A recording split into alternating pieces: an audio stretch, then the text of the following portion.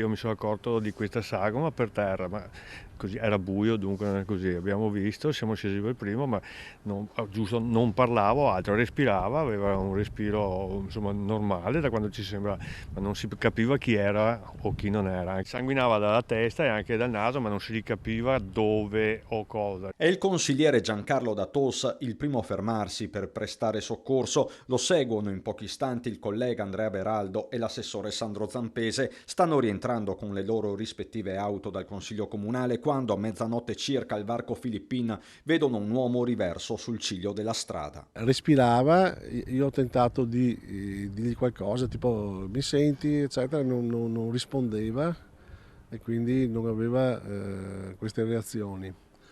Poi è arrivato anche un infermiere in borghese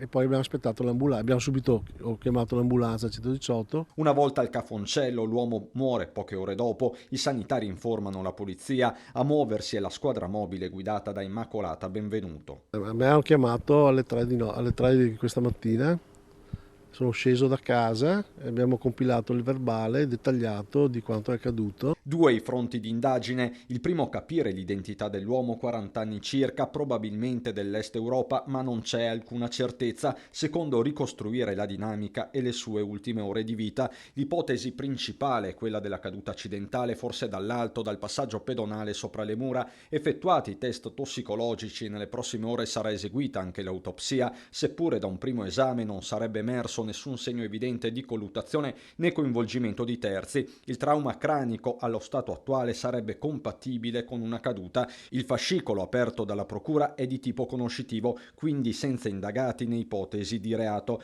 Resta però una vicenda sulla quale fare luce. Ci dispiace indubbiamente perché mi sembra che sia stato un ragazzo giovane, una giovane età. E vederlo là così veramente è stato un trauma non da poco, anche perché essere impotenti davanti a una cosa del genere non è facile vedere questa persona così, dunque non sappiamo cosa sia successo e per cosa sia deceduto. Ecco.